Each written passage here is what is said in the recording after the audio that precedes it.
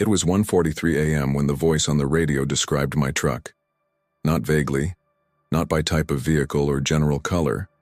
It described the license plate number, and said I was transporting agricultural equipment packed on blue pallets. I stared at the radio for about 3 seconds, unable to process it, because only I knew what was inside that truck bed, and the manifest had been in the glove compartment since I left Abilene. The voice then said there were about 22 minutes left to the turn. I had left Abilene around 10:30 p.m. carrying agricultural equipment, blue pallets tied to the bottom of the truck bed, a scheduled delivery to a farm outside Salina by mid-morning the following day. Simple route, a road I knew reasonably well, no tolls, no mandatory stops. The dispatch had given me the normal route and I had no reason to deviate. But the road was different that night. I can't explain it properly. Maybe it was the time, but not a single vehicle appeared in the opposite direction in the first 2 hours. I think it was around 12:20 a.m. that I saw the pickup truck. It was stopped on the shoulder with its lights completely off, neither the emergency lights nor the position lights, nothing. I slowed down a little reflexively, looked in the mirror, and saw no movement at all. I thought it was someone who had stopped to sleep, maybe tired, maybe a mechanical problem solved. I continued. By then, the cell phone signal had disappeared about 40 minutes ago, and the only contact with the outside world was the cable car, which I left on the default channel without paying much attention. The radio was almost silent for hours, just light static and some distant driver I couldn't quite understand. I changed channels a few times for no specific reason, just out of habit, and stopped on a channel I don't normally use because it picked up less interference in that area. That's when the voice appeared. Calm, unhurried, as if it were in the middle of a conversation I simply hadn't heard the beginning of. It described my license plate, the color of my truck, the contents of the cargo area. And then it said there were 22 minutes left until the curve. I stood there for about 30 seconds doing nothing, just staring at the radio as if it were going to give me some explanation on its own. I thought maybe it was another driver who had seen me leaving Abilene, someone who knew the cargo for some professional reason, a dispatcher, a yard supervisor, anything. I convinced myself that there was a simple explanation that I wasn't seeing because of tiredness and the time. So I picked up the microphone and asked who was on the line. The voice answered immediately, without delay, without hesitation. He said the name of a company I didn't recognize and asked if I had left on time. I said yes, that I had left Abilene at 10:22. Silence for about 4 seconds. Then the voice came back and said exactly 10:22, confirming the number as if he were writing it down. I turned off the microphone and felt something churn in my stomach because I hadn't said 10:22 to anyone, not even to the dispatcher. He had left early and hadn't reported his departure yet. I wondered if I should stop, if I should turn on my hazard lights and wait on the shoulder, but my cell phone still had no signal, and I didn't know exactly where I was in relation to the last town. The exits I remembered were long gone, and the road ahead was straight and dark with no indication of an upcoming intersection. The CB radio was quiet for about 2 minutes and then the voice returned, lower this time, saying that there were 18 minutes left until the curve. The voice returned exactly 4 minutes later and said there were 14 minutes left. I glanced at the speedometer. I was doing 62 miles per hour and I did the calculation in my head. 14 minutes at 62 miles per hour was approximately 14.5 miles. I accelerated to 78 without thinking much, just by instinct, and waited. 3 minutes later, the voice said there were 11 minutes left. I did the calculation again. 11 minutes at 78 miles per hour. It matched. It matched exactly. That left me with my hands glued to the steering wheel because it's not the kind of thing that happens by accident. It's not someone guessing. To get 2 consecutive counts right at different speeds, someone needed to be looking at a number in real time. Speed, position, distance to the curve, all together. I thought about the pickup truck stopped on the shoulder with its lights off, and something connected in a way I wish it hadn't. I tried to accelerate more. I went to 85, 88, but the road was dark and narrow and I felt I was losing control of the situation much more than of the steering wheel. The onboard computer was silent for almost 5 minutes and I almost convinced myself that it was over, that it was some kind of joke, that I had misinterpreted the numbers. Then the voice returned and this time there was no countdown. It just said that I could slow down because the curve was going to appear the way it was going to appear. The phrase didn't sound like a direct threat. It sounded worse than that. It sounded like an instruction, as if the decision to stop or continue was no longer mine. I entered the curve at about 40 miles per hour, and the headlights appeared in front of me without warning, high, right in my eyes. And it took me a second to understand that it wasn't a car coming from the opposite direction. It was a truck across the lane, its cargo box perpendicular, completely occupying both lanes. I slammed on the brakes and stopped less than 20 feet from the side of its cargo box, my truck's engine still roaring, my hands still gripping the steering wheel. The onboard computer went silent. No static, no interference, complete silence, as if someone had flipped a switch. I stood there for about 3 seconds, unable to move, and that's when I saw the movement on the shoulder. 2 vehicles I hadn't noticed because their lights were off, a pickup truck and a dark SUV, and their doors opened almost simultaneously. 3 figures got out slowly, without haste, without running, and that's what stopped me more than anything else, the calmness. There was no urgency in their movement because they knew I had nowhere to go. The roadblock truck in front, the narrow road with ditches on both sides, and the sharp curve behind me. I instinctively grabbed the CB radio microphone and pressed the button. I don't even know what I was going to say, but nothing came out of the radio. It was a dead channel.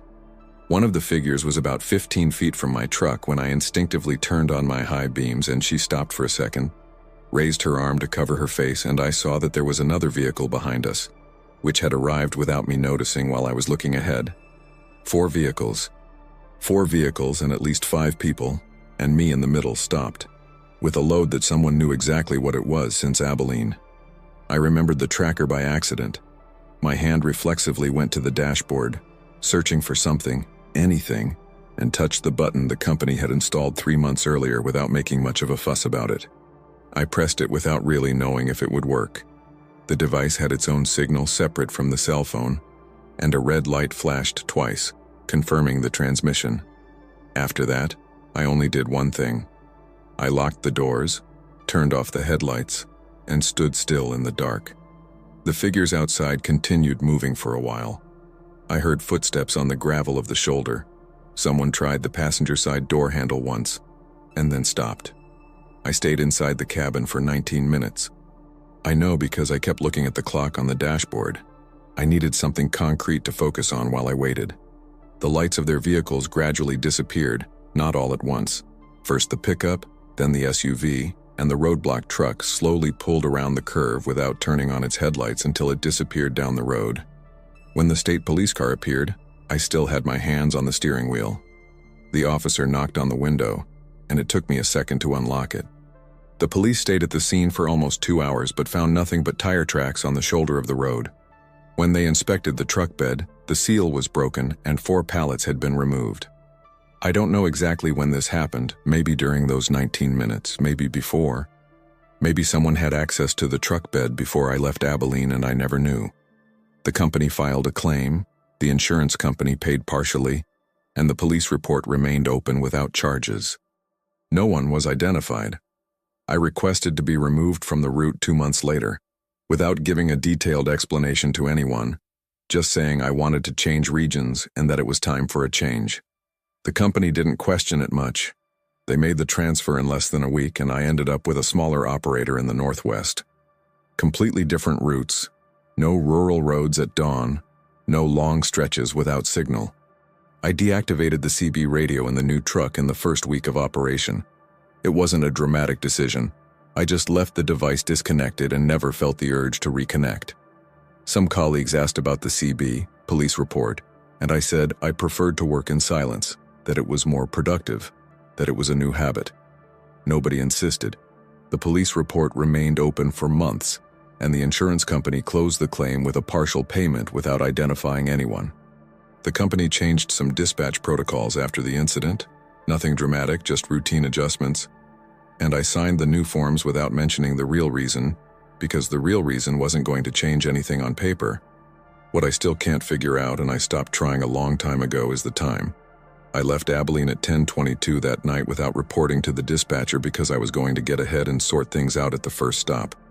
There was nobody in the yard when I closed the truck. I didn't speak to anyone between leaving and getting on the road, and I hadn't texted anyone. The voice on the radio knew the exact time. My name is Harlan Dukes, and this specific detail still has no answer. If that first story left you looking over your shoulder, hit the like button. It helps the channel keep moving through the dark. And for those of you watching from a cab or a quiet room, have you ever seen something out there that you couldn't explain? Share your story in the comments. I signed the manifest without reading it because the guy offered me the pen before I finished getting out of the booth. It wasn't pressure. It wasn't a threat. It was just the timing. He already had the paper in his hand and the pen extended when my feet touched the ground, and I signed it reflexively as I always do. 20 minutes later, there were 3 federal revenue agents inside the dock with vests and clipboards, and the supervisor called me by name before I understood what was happening. The manifest I had signed listed 48 boxes. I had delivered 31. That had been my second route that day. I left early in the morning, made a delivery in Columbia, returned to the yard, picked up the second load, and went straight to Charleston without stopping to sleep because the deadline was tight, and I needed the punctuality bonus that month. When I arrived at the dock, it was 11:40 p.m. and I had been operating on autopilot for hours, that state where you do everything right mechanically but aren't really paying attention to anything. I parked, checked the mirror, turned off the engine. The dock felt strange right away, not in an obvious way, but strange. For that time of day, I expected at least 2 or 3 employees, maybe a shift supervisor, maybe a forklift moving somewhere. It was silent. The warehouse lights were on, but there was no visible movement inside, and the only sign of life was that worker who appeared from the side of the warehouse while I was still getting out of the cab, walking in the right direction, at the right pace, as if he knew exactly when I was going to arrive. He didn't introduce himself, didn't ask for the manifest number, didn't request any documents before starting. He just said I could open the trunk and he'd call the team. I waited for the team for about 2 minutes while he stood near the back of the truck looking at his cell phone, and when I looked at the warehouse, no one else had shown up. I asked where the rest of the group was, and he said they were on break, that they'd be there soon, and turned his cell phone face down before I could see the screen. The team showed up about 3 minutes later, 2 guys who emerged from the back of the warehouse without any hurry, and the unloading began unceremoniously. I stayed outside watching out of the corner of my eye while trying to stay awake, leaning against the side of the truck. That's when the worker returned with the manifest in his hand, already open to the signature field, the pen extended in the right direction. And I grabbed both without thinking because it was the final part of the delivery, and my brain had already decided that the night was over. I signed where he was pointing and handed back the pen. He took the paper, folded it in half, and was putting it away on his clipboard when I saw, for less than 2 seconds, that there was more text below the fold. I didn't read it. I couldn't read it at that time, but I saw that there was something else down there, another block of text, another field perhaps, another. I asked what the bottom part of the manifest was, and he said it was just the client's internal protocol, that it didn't need a signature, and he put the clipboard under his arm before I could finish formulating my next question. I should have insisted. I didn't insist. I grabbed my folded copy, put it in the glove compartment without opening it, and went to the warehouse bathroom because I needed to wash my face before getting back on the road. When I returned to the truck, the worker was no longer visible, and the lights on the rear dock had been turned off. Only the main lights in the warehouse were still on. I got into the cab, reclined the seat for about 20 minutes thinking about resting before leaving. And that's when the headlights of 3 vehicles illuminated the dock entrance at the same time. The 3 vehicles stopped at the dock entrance, and the agents got out wearing vests and holding clipboards, without running or shouting, with that bureaucratic movement that's more frightening than any real urgency. One of them came straight towards me while the other 2 went into the warehouse and asked for my ID and the delivery manifest. I grabbed the ID from the glove compartment, and when I picked up the folded manifest next to it, I felt something tighten in my chest, without yet knowing exactly why. I opened the paper right there in front of the agent and saw the number, 48 boxes. I had left the yard with 31. I knew that. I had checked before closing the truck in Columbia because it was my protocol. It always has been. I looked at the signature field at the top where I had signed, and it was correct, my handwriting, my name. Then I looked under the fold that I hadn't opened before, and there was a second field, filled with 48 boxes delivered and checked by the driver. And below that field was my signature again. The same handwriting, the same name. I didn't remember signing there. The agent carefully took the manifest from my hand and called his colleague on the radio without taking his eyes off me. I tried to explain that I had only signed in the top field, that I hadn't seen the second field, that the paper was folded, but as I spoke I knew how it sounded, and I knew the agent knew too. The dock supervisor appeared from the side of the warehouse at that moment in full uniform, clipboard in hand as if he had been waiting for the cue, and told the agents that the driver had personally checked the cargo before signing. Pete Gallagher. He used my full name. One of the agents came towards me while the other two were already inside the warehouse with flashlights, and he asked me to describe the delivery process from arrival. I recounted everything in order: the empty dock, the worker who appeared alone, the unloading, the signature. The agent listened without interrupting, noting something on his tablet, and when I finished he turned the screen towards me and showed me the photographed manifest. 48 boxes. My signature below, clear in the main field, and a second signature in the folded field that I hadn't seen, different from mine, which I had never seen before in my life. The agent asked if I had checked the cargo before signing, and I said no, that I was tired, that the process had seemed normal. He noted that too. Then he asked if I knew where the worker who had received the delivery was, and I looked at the warehouse reflexively, but I didn't see anyone besides the other two agents and the two guys from the unloading team leaning against a back wall. The worker who had given me the pen was nowhere to be seen. I asked the agent when they had arrived at the dock, and he said they had received an anonymous tip 40 minutes before my arrival. That blew my mind for a second, because 40 minutes before my arrival, I was still on the road, without contact with anyone at the dock, without having confirmed my arrival time to anyone other than the customs broker. Someone knew I was going to arrive at that specific time and alerted customs before I even parked. I tried to explain this to the agent, but he had already turned the tablet back around and was typing something, and I realized that from their point of view, the simplest story was the one with my signature on the wrong manifest. The supervisor showed up around midnight, coming from the office at the back of the warehouse looking like he'd just been woken up, his tie crooked, his badge turned around, and went straight to one of the agents, saying the company had nothing to do with it and that he wanted to see the warrant. The two argued for about 5 minutes while I stood outside, unsure if I could move. Then the supervisor went back to the office and returned with a tablet showing the internal camera system, clearly trying to prove that the dock operation had been normal that night. The agent stared at the screen for about 15 seconds without saying anything, then called his colleague. They both looked at it together, and one of them asked the supervisor to rewind the recording for another hour. The image showed the empty dock, the lights on, and the worker entering alone through the side entrance carrying a clipboard, an hour and 20 minutes before I parked. He went straight to the boxes, rearranged the stack, separated 17 units, and moved them to a side corridor outside the main camera angle. Then he came back, looked at his cell phone for a while, and then left through the same side entrance. The manifest with the wrong numbers was already on the clipboard when he entered.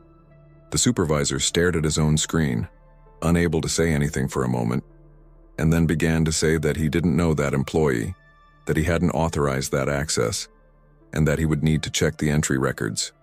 One of the agents was already photographing the tablet screen when the other went towards the side corridor where the boxes had been moved.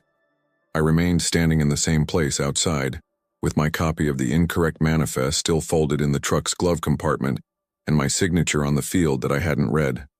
They released me around 2 a.m. after I signed a witness statement and answered the same questions about 4 times to different agents. I left the dock with an empty truck, no return load, no punctuality bonus, and drove the first 20 minutes on full autopilot before stopping at a gas station and sitting in the parking lot for almost half an hour, unable to get out of the truck. It wasn't exactly fear, it was more that feeling when you understand you did everything right, and yet you're in the middle of something that could end badly. The company sent an email the next morning asking me to go to HR before taking any new routes. The meeting lasted 40 minutes, and the manager read excerpts from my contract aloud, specifically the clause that placed responsibility on the driver for signed documentation upon delivery. I had signed it. It was on paper. The fact that the camera showed the scheme working before I arrived didn't eliminate the signature. It only complicated the narrative, and the company needed a clean narrative for the lawsuit the client was going to file. I left there with a 15-day preventive suspension without pay, while the case was handled internally. The worker was never identified by his real name. The badge he was wearing belonged to an employee who was on medical leave that week and didn't even know the badge was missing. The 17 diverted boxes were found partially in a warehouse 11 miles from the dock, with no one at the location when the police arrived. Pete Gallagher left that HR meeting with a suspension on his record, an open administrative process, and a new rule that didn't exist before: photograph the entire manifest, front and back, before signing any field, at any dock, at any time. I was released by the federal agents around 2 in the morning after signing the witness statement and handing over my copy of the manifest. One of them told me that I wasn't a target of the investigation, that the images had made the situation clear, and that I would be contacted if they needed anything else. I drove back to the yard on autopilot, parked the truck, went home, and slept for 4 hours. The next morning, the client's lawyer had already sent a notification to the transport company using the signed manifest as the central document. My signature, wrong number of boxes without any reservations. The civil case took almost 5 months to be closed after the federal investigation identified the worker and confirmed the embezzlement scheme. During that time, I worked with an open civil notification in my name, which blocked a route promotion I had been hoping for a long time, and which was given to another driver while my situation was unresolved. I was called to testify twice, each session lasting between 2 and 3 hours, and on the days of the depositions, I had no routes, no pay. In the end, I wasn't convicted of anything. I didn't lose my license, and I didn't pay a fine. I only lost 5 months of my license and the promotion. After the case was closed, I sat down and wrote a protocol for myself, 3 items, on a sheet of paper that stayed stuck to the glove compartment for months. Photograph the sealed trunk before opening it. Photograph the complete manifest before signing it, front and back, with the date and time visible in the image. Never use a dock worker's pen. These are simple things that anyone would say are obvious, and probably are, but nobody told me this before that night in Charleston, and I learned it the hard way.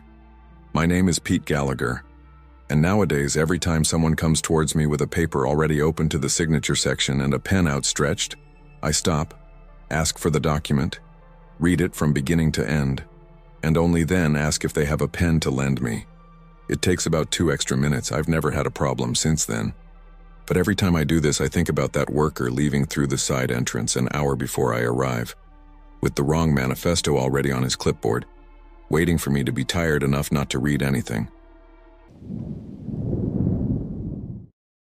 The badge was turned around. Not crooked, not poorly attached, but completely turned inwards with the smooth back showing where the license plate number should be. I noticed this when he was already by my window asking me to get out, and I stared for a second trying to decide if it was carelessness or if I had misinterpreted the angle. I got out. He asked me to open the trunk without giving any legal justification, just saying it was a routine inspection, and waited as if the answer was obvious. I went to the back, unlocked the seal, and lifted the door. That's when the real police car entered the yard with its lights flashing. I was driving a long route from northeastern Kansas southward, carrying industrial equipment, scheduled for delivery the following morning in Oklahoma City. The way station I entered is on an exit I'd used 4 or 5 times before. I know the stretch well, and usually stop there to check my tires before continuing. When I slowed down to enter, the external signage was normal, nothing indicating closure, no cones blocking the entrance, no lights out. I only found out the way station was marked as closed in the state's internal system when the police showed me the record later, and by then it was too late. The yard was empty when I parked, no other trucks, no visible official vehicle, no movement in the inspection shed. For that time of day, it was strange but not impossible. Sometimes you catch a gap between trucks without realizing it. I waited for someone to leave according to normal procedure, but no one did, and about 2 minutes later, the agent appeared from the side of the shed, not through the main entrance, from the side, walking towards my truck with a firm stride as if he knew exactly where I had parked. He was wearing a uniform that looked correct from a distance, the right color, the right vest, but when he got closer, there was something about the outfit that didn't fit, and I couldn't identify what it was at that moment. Only later did I understand that it was the absence of a radio on his belt. Every weighbridge agent who had ever stopped me had a radio on their belt or shoulder. This one had nothing. He came to the window, knocked twice, and I rolled down the window without questioning because that's what I always do when someone in uniform shows up. I asked about the badge when he asked me to get off the truck. Not aggressively, I just mentioned it was upside down. He looked at his chest with an expression like he'd just remembered something unimportant, turned the badge over with 2 fingers, and held it for about 3 seconds before repositioning it on his vest. I saw the name. I could read the name, but the registration number was covered by his index finger for the entire 3 seconds, and when he let go, the badge was slightly crooked again, not completely turned, but crooked enough that the number remained illegible. I got off the truck. He walked beside me to the back without saying anything else, without asking for documents, without a tablet in his hand. I asked what he wanted to inspect, and he said it was a weight and cargo securing check, standard procedure. The explanation sounded right because it's the kind of thing they check, but the normal procedure involves checking documentation before opening the cargo compartment, and he hadn't asked for any of that. I unlocked the seal and lifted the door because that was the logic of the moment. Uniform, scale, inspection order, and my brain went on autopilot before I finished processing what was wrong. The trunk opened and he climbed into the back without waiting for my instruction, which is also not normal procedure. Normally the driver gets in first. I stood on the ground looking inside while he went towards the tie-downs in the back, and it was at that moment that I saw out of the corner of my eye the headlights at the entrance to the yard. A police car, lights flashing, 2-tone lights, entering slowly as if checking the area before accelerating. The officer inside my trunk hadn't seen it yet. The fake agent saw the lights before I did, I'm sure of it now, because he stopped moving inside the trunk for about 2 seconds before I finished processing what was entering the yard. When I turned my head to confirm it was a police car, he was already getting out of the back, not running but too fast to be natural, and passed by me with his shoulder almost touching my arm without saying anything. I stood there for a moment not knowing what to do, because the situation was unpredictable. There was a uniformed guy getting out of my trunk towards the side of the warehouse, and a police car with flashing lights entering through the main entrance at the same time. I instinctively moved out of the way and he passed. I didn't yell, I didn't block, I didn't do anything useful in that second. I just watched him turn to the side of the warehouse while the police car stopped about 30 feet from me, and the real agent got out with his hand on his belt. He looked at me, looked in the direction I was looking, and asked what had gone that way. I said it was someone in uniform who had gotten out of my trunk. The agent spoke on the radio and headed towards the side of the warehouse without wasting any time, and I stood there with the open cargo compartment and the cargo straps disturbed inside. A second agent stayed with me while the first went behind, and that's when the situation started to make sense in a way I wish it hadn't. Scale locked in the system, empty yard, agent without radio, without tablet, without request for documentation, badge that never showed a registration number. Everything I had noticed and dismissed started falling back into place while I stood there staring at the inside of the cargo compartment with my hands in my pockets, not knowing what he had done in there during the 3 minutes he was alone with my cargo. The real agent returned around the side of the warehouse about 4 minutes later with the fake agent in front, hands behind his back, uniform still in place but the badge completely bent now, and I stared at his face trying to find something that would explain how I hadn't seen it before. It was an ordinary face, ordinary height, a uniform that could easily pass for a distance, and that was probably the whole point. The real agent told me not to touch anything and climbed onto the chest alone, while the second agent stayed with the detainee outside. It took about 6 minutes for him to call his colleague and show him what he had found attached to the front beam of the truck bed, in a spot you can't see from the outside and only find by running your hand along the structure. It was a small tracker, a steel clamp, with its own signal independent of the truck. The officer explained that the objective was never to steal there at the weigh station, but to mark the truck for a later stop on the road, in a stretch without cameras or patrol cars nearby, with enough time to transfer the cargo calmly. If the patrol car hadn't entered that yard at that moment, I would have left thinking I had passed a normal inspection. I was released that night after almost 2 hours of giving testimony and signing the witness statement. The cargo arrived late at its destination, and the carrier absorbed the fine without much comment. But 3 weeks later, I received formal notification of being summoned as a witness in the lawsuit against the fake agent. I couldn't refuse. It was a legal obligation, so I signed the receipt and kept the paper. The first hearing was a month and a half later, the second came 40 days later, and on both days I didn't get a route, which meant a day without pay and no compensation from the company. The account I gave in the testimonies ended up generating something I didn't expect. The carrier used the case to create an internal manual for verifying authority at weighbridges, mandatory legible license plate number before getting out of the cab, radio confirmation on the seatbelt, and request for documentation before opening the cargo hold.